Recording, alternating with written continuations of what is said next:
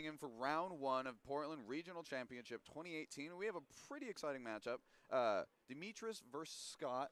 Not super familiar with Scott's last name. Iwatuchi versus, and I believe Demetrios is Kaguras? Kaguras, yeah. Kaguras. Demetrios, very accomplished player.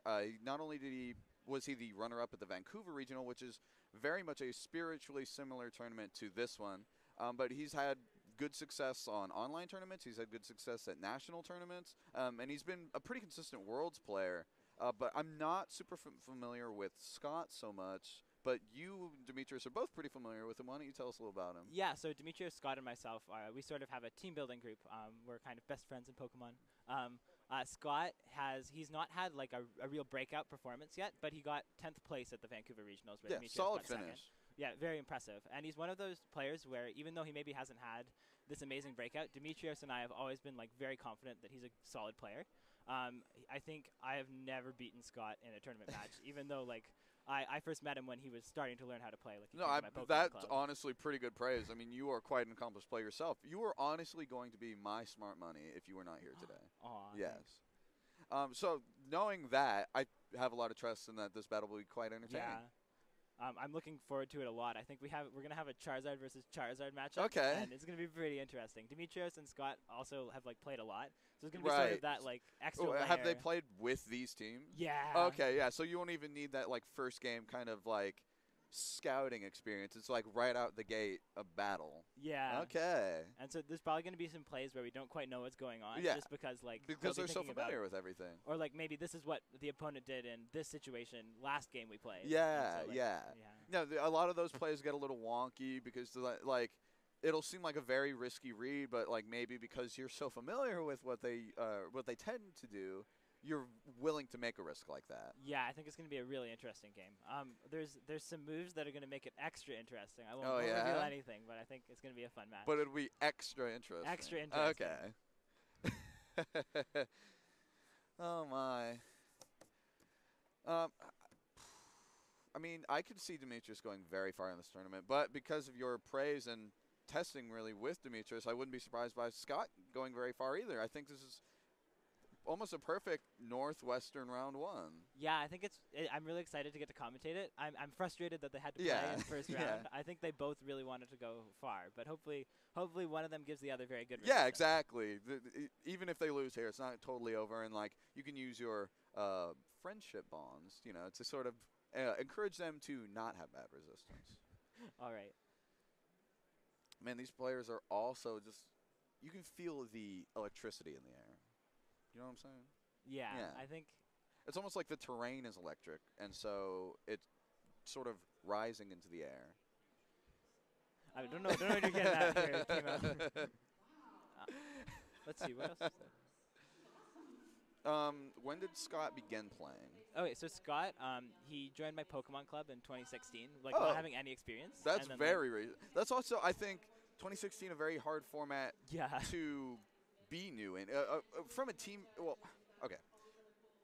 building experience, it's not hard to get into because there's a lot of centralization there, right? So building a team in such a format is not the big hassle, but playing in one is, because every turn has a lot of extra weight to it. A single turn in 2018 is not nearly the same as a single turn in 2016. I mean, +2 across the board Xerneas can happen in a single turn. You don't have anything like that really in this format. Yeah, and I think you'll see that Scott still sort of sometimes plays that way, where he goes for like big reads for significant turns. I love players like that. It's one of the reasons I have so much trouble fighting him. Is because like he'll always get a read like perfectly right against me, and so I think like it'll be really interesting to see if he's like on point predicting today. Right. Okay. Yeah, I'm excited. Yeah, I think both of them are much less confident in their teams now with Incineroar being released. They were both like really confident. So these were both built pre-Incineroar. Yeah. Okay. I think they made a few changes afterwards. Yeah. I guess they won't come out because there's no Incineroar on the field. Right. I mean, yeah, that is a little frustrating because sometimes you adapt, not adapt full, but adapt for, things like Incineroar, rising things, trends. And when you don't play them, it sometimes compromises other aspects of your team that make you potentially weaker across the board.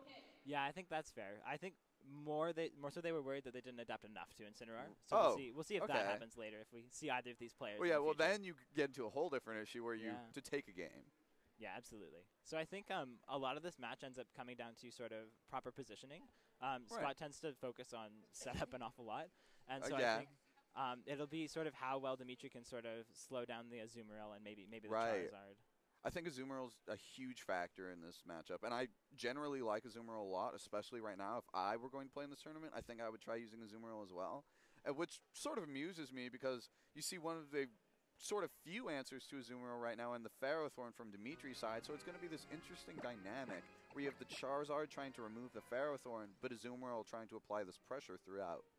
Yeah, I think it's going to be really interesting to see how exactly this plays out. I've not actually watched Scott and Dimitri play, so they know what's going on, but I don't yet. So we'll have to see sort of how game one flows and sort of judge it from there. Oh, I hope that Dimitri locked in on time. The full time in team preview was actually used, and you did see Scott lock in. Going right into our team matchups here, or team matchups, lead matchups. White screen feels a bit longer than usual. Maybe I'm just not as used to it as I once was. I sort of expect the Azumarill just out of the gate for Scott. I think that's definitely possible. I think... Oh, here we are. Yeah, here we go. He's posing, but Azumarill out of the gate I think makes a lot of sense. Yeah, I guess we'll see in a moment. Cresselia and Tapu Koko from Dimitri, and, you know, the two... Well, maybe Cresselia not so much, but Tapu Koko definitely something that handles that. Well, Gothitelle and Charizard from Scott. So absolutely not what we were expecting him to bring out at all. So I think this is really interesting because Scott right off the gate has locked Dimitri into two Pokemon that might have some trouble dealing with the Charizard. Maybe you'll see why in a moment. Yeah, I think I got it. And so I think Dimitri could have a little bit of trouble sort of dealing with this quickly enough. I'm not sure exactly how he's going to play around it, but I suppose he does have, if he has Volt Switch on the Koko, then it'll be just a fine spot. I mean, you really kind of see the oppressive nature of Shadow Tag here. Not being able to switch is so important in Pokemon where positioning matters so much.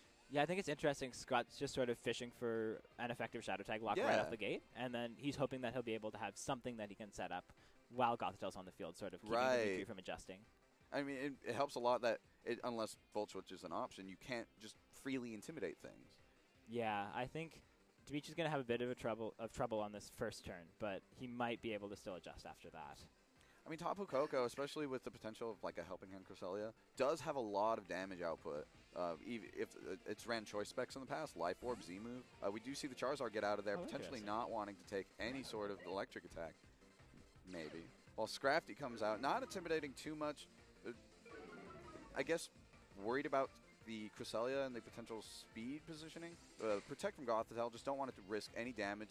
The way the turn order played out, this Trick Room was way more beneficial for Scott. Yeah, absolutely. I think Dimitri sort of foiled all of Scott's potential plans that turn. Like, also, if Scott had tried to double target the Koko, he at least protected so that it wouldn't take much damage. Right. Helping Hand is coming out from that Cresselia. You might see some huge damage come out right here as Tapu Koko. Oh, no, the Protect first doesn't want to take any...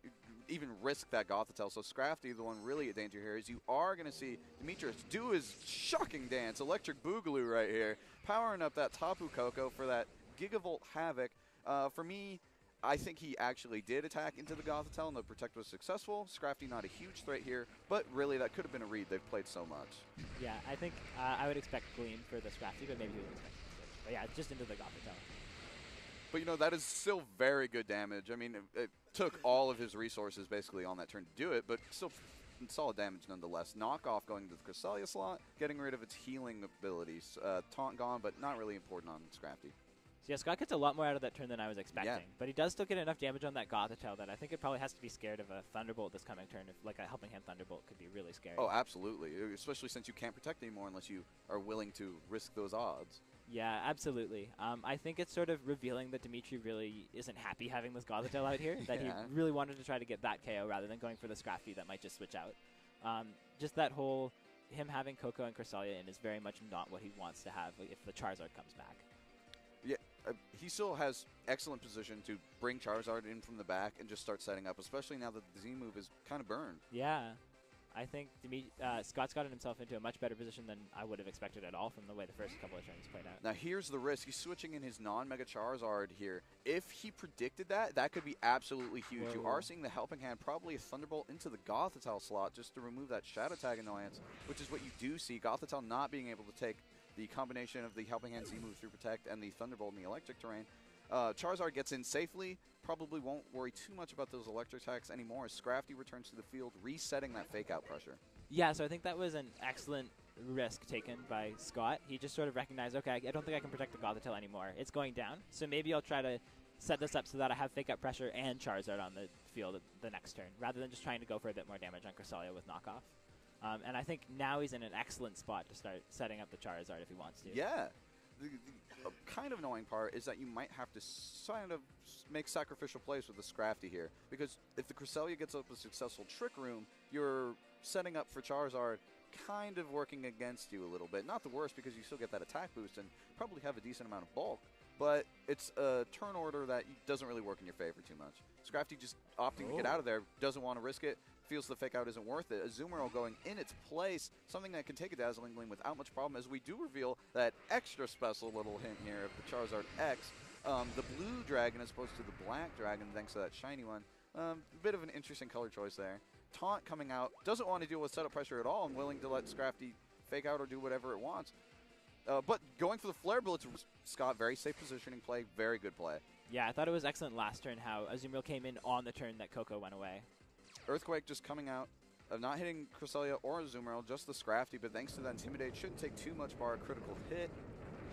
Yeah, barely anything at all. Yeah. But, you know, you still have the same numbers. It went from 172 to 127. I noticed things like that. All right.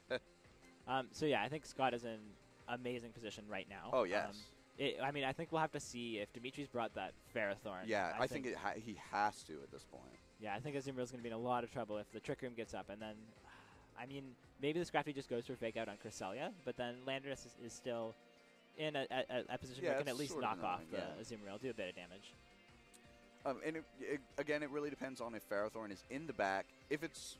Because then the coverage move on Azumarill matters so much. I really like knockoff for the longest time, but you do see the Charizard instead of the Ferrothorn, meaning that Azumarill, even with any kind of sun that'll be out, isn't going to have a huge problem setting up and sweeping here. The Psychic does go into the Azumarill, attempting to stop that setup, but not enough to prevent the belly jump from going out. He's going to lose a lot of health there, but the Citrus Berry is going to bring him back to a decent state, especially since he really shouldn't be getting too many hits off on Azumarill anymore. It does become sort of a little mind game for a bit, but if he can reset that fake out pressure, he's going to get a lot of mileage. Yeah, I think the interesting thing about Demetrios still bringing Charizard here is that when sun's up, Aqua Jet's not going to do nearly enough to, like... I mean, it might still KO Cresselia because it's really low. Yeah, and Charizard still through super effective power. Yeah, but I think in future games it's going to be important to note that Azumarill might not be scary right off the bat when it's facing down something that can set up sun. Also important that Demetrios just not afraid to bring Charizard when Azumarill and Charizard X are there. Yeah, I think that's really an important note of maybe Demetrios realized from previous sets that he still needs to have that Charizard for the Azumarill. Charizard X going in over his bud Scrafty. He wants that cycle of Intimidate and that fake out pressure. Charizard Y coming out, showing you his other mega form there as the sunset, or sun rises actually, not sunsets. That, ooh, I hope I didn't curse anyone with that one. The sun powering up, potentially helpful for Charizard X if it manages to survive the turn. Aqua Jet just hitting that Cresselia. Oh! That is huge. There's no way that Solar Beam was targeted at the Scrafty. That Azumarill should be KO'd right here without any problem at all. Devastating. But even if Cresselia had been KO'd, Charizard X was still free to attack. Charizard Y still free to attack. The Psychic going into the Charizard X slot should be able to pick up the KO as well. Excellent turn from Dimitri. Yeah, I think that's probably the end of game one. Scott sort of starting to flip the game on its head from the first few turns. Getting that late game Azumarill set up was really amazing, but I think he just went for a read that turn that maybe the Charizard's going to protect, maybe something else is going to happen, and it just didn't pan out for him. Also, the sun, as I was mentioning earlier, ended up being way more significant than I thought. Yeah, really, I mean, to me, that almost Trick Room, it could also be a Z Psychic attack, maybe trying to get that damage on the Tapu Koko without, the Shattered Psyche as opposed to the Z Trick Room. Almost undoubtedly into that Tapu Koko slot, as you wouldn't be Z Psychicking a Cresselia, but the Protect going to make that much less impactful. So that move definitely changed from the last time I battled Scott. I think the Gothitelle had a berry the last time I was facing him. Okay. So I think that might have been Scott sort of banking on the surprise factor that maybe he can get that Shattered Psychic off. It looks like it would have KO'd Coco or at least gotten close. So I think Scott recognizing, hey, maybe if I can just get that Shattered Psychic off, get rid of the Coco, Azumarill will be in a great spot again. And then I'll still have Charizard at full in the back, rather than it having been damaged. Right. And the Tapu Koko, very oppressive for kind of both of Scott's setup Pokemon, because you have the flying initially and the water type the other time. The helping hand on the Tapu Koko going once again for the play we saw last time. Might be a repeat of the situation, pretty likely, considering that you really don't care about the Scrafty slot, considering the frozen. It either forces him to switch or sit there and be frozen for longer. So you're probably going to see the Gigavolt Havoc into that Gothitelle Protect once again. But as we saw the last game, even protecting it didn't matter too much, because on the next turn he can just use a Helping Hand Thunderbolt to remove it anyway. But this time, he's a frozen Scrafty there. So unless Scrafty thaws out right now, it's going to be an even easier situation than it was in the last game. Well, we'll see. Oh, yep. Scrafty's staying frozen. Yeah, dude. I mean, cold-blooded creatures kind of have a hard time warming up. You know what I'm saying? Yeah, poor Scrafty. So I think the read that turn was made a little easier for Scott in terms of like, okay, I know I have to protect Gothitelle because Demetrius going to just like trust the freeze on Scrafty. And so I think Scott just sort of saying, okay, well, I'm really not going to win this unless Scrafty thaws out. So I just have to hope for that 20%. Seeing the same thing. Oh, God. Gothitelle just going for that ally switch, everyone's favorite move. That Thunderbolt probably going into the Scrafty slot unless there was a prediction there. Does hit the Scrafty, but not enough to KO even more. Oh, and he do thaw out, going to knock off that Cresselia, removing its healing power once again. Yeah, so Scott just being patient and saying, I know I'm going to thaw. I know I'm going to thaw. Yeah, you know, believing in your Pokemon is much like the friendship between these two trainers. Excellent, Keon. So I think that's interesting. Just Scott realizing like that he really didn't have any chance unless it thought out, and so I'm just sort of doing that thing that you do when you're in a tough spot in Pokemon, and you just say, whatever I need to happen is going to happen. And I really respect him roughing that storm, that so to speak, preserving your setup sweepers in the back because you know that every little bit of HP on them is vital. Yeah, so I think now that Ally Switch has been revealed, Demetrius is going to be in a really tough spot for the rest of this game. Oh, yeah. Ally Switch, especially with strong setup Pokemon like Azumarill, is just a nightmare to face. It's basically a free 50-50 every time, but because of moves like Aqua Jet, you really increase the power of Ally Switch because you can pick your target and get away from the sort of offensive threat. Yeah. Helping Hand coming out one more time. You know, just round of applause for Tapu Koko as Gothitelle going into that Protect once again. Thunderbolt hitting the Gothitelle slot, Scrafty free to attack once more. Super Fang going to take down not quite 50% damage thanks to how the way that move works, but like taking Koko into a pretty comfortable place. Yeah, so I think Scott sort of just pulling out that I managed to get the Ally Switch off successfully, so now I get to protect myself again. Yeah. And so this Gothitelle is just staying on the field for so long, and I think it's been more effective even though it whiffed that Z move into the Protect. I think that's really interesting. Also, the Thunderbolt play to me signifies that he's much more scared of the Gothitelle than just willing to go for a safe Dazzling Gleam, damage the Gothitelle, and remove the Scrafty. You don't want to create a situation where you can set up. Yeah, I think Demetrius got to be scared about that Charizard coming in at the wrong time. Or potentially the Trick Room as well, which forces him to take damage on Tapu Koko and allows Scott to get the free move. Helping Hand once more, just Koko putting on a great show. You can't stop cheering for this guy. Thunderbolt hitting the Gothitelle successfully this time, not going to be able to take it just like in Game 1. Gothitelle going down, leaving Scrafty to Drain Punch. Going to restore a bit of health, not knock, but sort of will away at Koko. I don't know if we could even take another Drain Punch. It's probably a damage roll at this point. Yeah. Electric Terrain gone, very important. Charizard going to take even less damage thanks to its Dragon typing. Yeah, so I think Charizard's in a great spot here to come in, and we do see that. Yeah. So I was really worried at first. We were talking about how sort of when you've played someone a lot, it's a lot like the emphasis is more on game plans than it is about individual reads. And I think Scott's team forces him to make reads all of the time.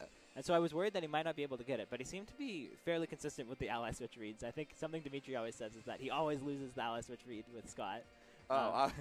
It's a hard read to beat, honestly. Yeah, so I think Scott managed to get enough reads off that he still has a chance in this game, and I think that's really interesting. I think also Cresselia and Koko are both damaged enough that Charizard could start to just take some KOs. Oh, absolutely. I think he's still got to be worried about the taunt if he wants to go for the Dragon Dance is all. Or just the random Thunderbolt into a slot. Charizard opting for the Protect. Doesn't want to take the damage too much. You know the Flare Blitz adds up. Taunt from the Koko, forcing... Actually, end up being a beautiful switch. The Ice Beam hopefully we're not going to see a repeat here as Azumarill's in a great position. The Aqua Jet can remove the Tapu Koko, allowing Charizard to set up very freely. Yeah, so I guess this was really excellent planning from Scott's end. He weakened the Koko just enough that now the Aqua Jet's going to take the KO on the Koko, and he can get the free Dragon Dance out. Or maybe even a Flare Blitz, but maybe Cresselia is so bulky, I don't expect Flare Blitz to KO, even from something as powerful as Charizard X. Yeah, we'll have to see. I guess the Aqua Jet really we were expecting to KO, so maybe that crest is bulkier than we were thinking. The Mega Animation important there because it signifies that Dimitri did not switch out the Tapu Koko. Potential protect, but might just be a sacrifice, trying to risk that KO for free. The Aqua Jet coming out very safely. Not real reason not to do it. Critical hit, but not mattering. Koko so low on HP. Charizard free to do pretty much whatever it wants as it does go for its Dragon Dance, boosting its attack and speed by 1 stage. Pretty scary, and he can't really just go for the safe Trick Room either. Just going for that Psychic, trying to spread some damage around. Charizard an excellent target because it can wear itself down easier with a Flare Blitz, and Azumarill not set up yet. Yeah, absolutely. I think it's also very telling that Dimitri didn't go for the Trick Room there, that he probably didn't bring the Ferrothorn. I agree. And that he's got to be really scared with that Azumarill sort of sandwiching the speed stats, where if he did set up Trick Room, then Azumarill could just belly drum and be incredibly terrifying. Right.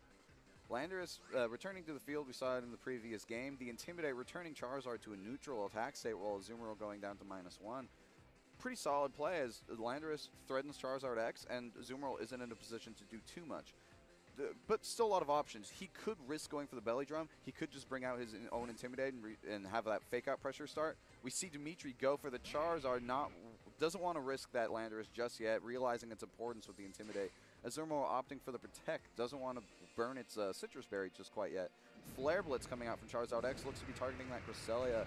But again, neutral. Oh, wow! He could have really just done that earlier and picked up the KO. Yeah. Excellent KO there, forcing Dimitri into an endgame Charizard Landorus situation. Yeah, so I think it's interesting that Dimitri did pull the switch off there. I think if he had just Earthquaked, he would have been in a much better spot, but he does get the 2 Intimidates off now, and so I think Charizard's going to struggle a little more to do damage unless Dimitri's Charizard gives him the sun. Yeah, Charizard X is in a bit of a rough position, but now Scrafty looking excellent. Scrafty going to easily be able to take a Landorus hit thanks to the Intimidate. Yeah, I think it's also interesting because Dimitri both really wants to and really doesn't want to Mega Evolve his Charizard. Yeah. Like, he has to block the Aqua Jet, but he also doesn't want to power up the Flare Blitz. Right. I mean, if I had to make a bet, I think he's going to do it. I think he's going to Mega right here. Charizard X being at -1 makes that a little more reassuring. You don't want Azumarill to come in later after things have kind of been reset for Scott. We're in a situation where I can just press Aqua Jet now. Yeah, I think at the same time, I think Azumarill's -2 attack at this point. Oh, yeah, I expect that to get out of there right now. But yeah, I guess Charizard really needs to start going for damage soon. You know, both players just contemplating. It's a rough situation, not free for either player. We do see Azumarill just decide to get out of there. Scrafty weakening the Landorus and creating a situation where he can press Fake Out again, but, you know, low enough on health that he might not actually be able to survive the turn. Going to be interesting to see what Charizard X opts to do. Charizard Y is coming out more concerned with the power of Aqua Jet as opposed to the power of Charizard X's Flare Blitz. You know, the dragon just, or I guess he's not really a dragon, but he's kind of a dragon, raising his wings, showing his malevolence, really. That's a big word. You're welcome. The sun coming out. Flare Blitz just going right for it. He is still the fastest thing there thanks to that Dragon Dance from earlier. Flare Blitz in the Landorus. Not enough thanks to those Intimidates. Landorus opting to go for its own Earthquake. Moving before the Charizard Y could indicate a Choice Scarf, but could just be a slow Charizard Y. But this also forces Scrafty to take a hit from Charizard Y. So I think that might be the game. That might just be, unless he goes for the Solar Beam. If he's very bulky, he might be able to take it. But if that's the KO, that should be the end here. Scrafty not able to take the power of the sun. You know, Dimitri really has to salute the sun here. Yeah, so I guess that's sort of explaining why the Charizard Mega Evolved. He really wanted to get that Solar Beam off and hurt the Azumarill. Yeah, you do see that Aqua Jet pretty nerfed here. So Scott does still have 1 win condition left. The sun isn't infinite, and he knows Protect. He does know Protect. You could he only needs go 4. for enough Protects where Solar Beam can just come out immediately, and then you can press Aqua Jet on Landorus and force Charizard into a really weird position. So if Scott gets 4 Protects, he will win. But, you know, it's also... Those are sometimes people don't really think about those things when you're in these types of situations. He might just be disappointed, opting to go for the Aqua Jet just straight on the Landorus, forcing the one-on-one with Charizard, but that Solar Beam going to do so much damage. Even if the Azumarill can take it, it won't be in a position to belly drum anymore. Now, maybe he won't need to do that if he can take it. Like, he can go for less protects now, but he's not able to. Azumarill goes down. Dimitri takes that in a pretty convincing 2-0 fashion. Yeah, so I think it's interesting, though, that it just went right down to the wire, where it seemed like Dimitri was in a commanding position a lot of the time, but Scott, like, in both games, there were moments where he flipped the game on its head, and it looked like he was going to win. Yeah, you definitely saw moments where that offensive pressure kind of shone through, but the positioning really from Tapu Koko, the early game Tapu Koko really ruined a lot of Scott's plans. There were so many turns at the beginning where Tapu Koko in the helping hand offensive support was just, he didn't have any option really. I think maybe trying to stick to an early Charizard X offense might have been better, but you know, it's kind of risky and easy to say that from my position. Yeah, I think just the fact that the Tapu Koko had the taunt was so important. Yeah. That otherwise the Charizard would have had free setup opportunities against Dimitri, and it just didn't because of that one tech on the Koko, and I thought that was really helpful. No, that for really Dimitri. shone through, and you know, like, it's obviously not just there for offensive teams like this. Yeah. Like, you saw the general application in negating Trick Room. Yeah. And you know, he has his own Trick Room mode when he wants it, but being able to prevent someone else's, you did see Trick Room, Hard Trick Room, have pretty good success in the Costa Mesa Regional just a few weeks ago. So taunt, pretty reasonable option on Tapu Koko. Yeah, absolutely. I think that sort of Dimitri would have had a lot of trouble with the Charizard if he didn't have taunt on Koko. Oh yeah, absolutely. Charizard probably set up pretty freely. Now, if he had, I imagine that if you didn't have taunt, you'd have Volt Switch, which creates another sort of dynamic all on its own. If you are considering taunt not being there in the first place. Yeah, I suppose we never saw the last move on the Koko. It never went for Gleam. It never went for Volt Switch. It just, all it needed was to go for taunt. I mean, Gleam is pretty safe to assume, right? Like, I don't know. I think he was more just uncaring about Scrafty being there. Scrafty, even, it froze. So in the second game, maybe not the most fair criticism of the Pants Lizard, but it didn't have enough pressure. Koko doesn't care about its presence, and that's one of the things that, you know, going back to our analysis a little earlier, that Incineroar does a lot better than Scrafty. It doesn't care so much about the Dazzling Gleam. It's not a quadruple super effective move. It does care about the electric attacks, but so does Scrafty, really.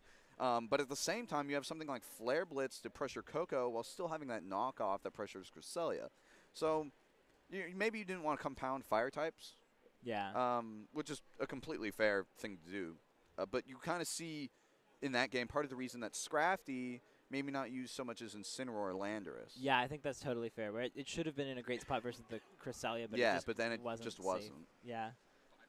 I think it was also neat how Scott played around sort of Dimitri neglecting the Scrafty. Like, he drain punched a Koko, and it was actually like it was a really valid relevant, play. Yeah.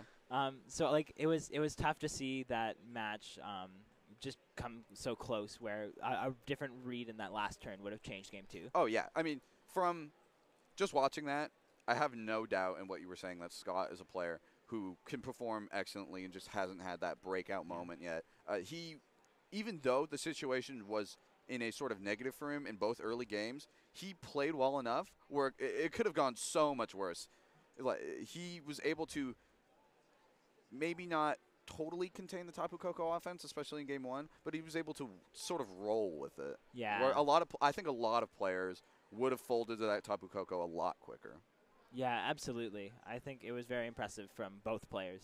Absolutely. I mean, Ferrothorn felt so easy to bring from Dimitri, but he's just so familiar with the situation and able to sort of adapt even to moves he didn't expect, like Ally Switch, that he didn't even need Ferrothorn. And it was something that Charizard X would have ate up for breakfast anyway. I was already having plenty of trouble with Charizard X. Oh, yeah, Charizard X, maybe I kind of would have liked to see it do a bit more, but it was entertaining and sort of interesting to see that even a Charizard Y team beat a Charizard X team, which usually that's not quite the way that plays out. Yeah, usually the Charizard X has a huge advantage. Oh, yeah.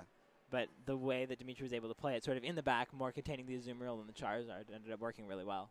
And then getting the 2 Intimidates off in that last game was so important. That was Otherwise, huge. the Landorus would have been gone. Yeah, even -1 Charizard X wouldn't have, would have been able to KO that Landorus, which just completely changes the situation because you either have the Solar Beam go onto the. It probably went onto the Scrafty slot since Azumarill was there, but you still have Charizard X now if that has anything that can threaten Charizard X or Charizard Y, then you have a situation where Dimitri kind of has to choose between his. He used to pick his poison, basically. Yeah. So the stacking of Intimidate there, vital. Yeah, to get rid of the Dragon Dance boost and then bring it down one more, so that Yes. even with Sun, you couldn't get the Yeah. down. Oh, wait, no. Yeah, so I guess it was at -1 because it was a +1 from Dragon Dance. Minor issue. Yeah, no, okay. It survived, and it was thanks to Intimidate. But yeah, at any rate, I think I still have high hopes for both of these players. Oh, absolutely. They're still playing on point, even though I don't know how much sleep they got the last night. I mean, no one gets any sleep for these That's events. fair. Like, if you got more than... I'm going to go with more than 5. I think 5 is like maybe the cut. 5 sounds like a lot to me already, but I'll grant 5. That's Okay. a lot of sleep. I've gone into tournaments with 2 hours of sleep. Yeah, I think last year we were all like. Oh, yeah, so it was brutal. I mean, especially if you're flying somewhere. I mean, maybe not a huge concern for you guys so much because you're Northwestern players, but, people fly in, and then it definitely messes with sleep schedules. You have, like, rough, adaptful situations. It creates a sort of dynamic where you're not only, your brain might not be working as efficiently, but you also become sort of paranoid, like, I didn't get enough sleep, like I'm going to mess up. I need something, water. Well, drink water. Water's great for that. Yeah, so I think it's just good to check in with both of these players and see that they're both like still thinking solidly through Pokemon, even if like they might not have gotten enough sleep. Like you always want to check in with players on the day of to see, okay, how are they really feeling? Yeah. Like you with your smart money, you wanted to check in with Randy first. Yeah, you can be super confident a week before, a month before, anything like that, but the day of matters way more than that. Yeah, absolutely.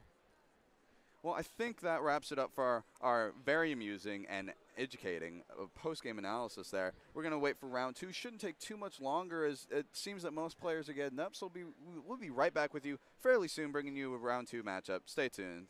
Thanks.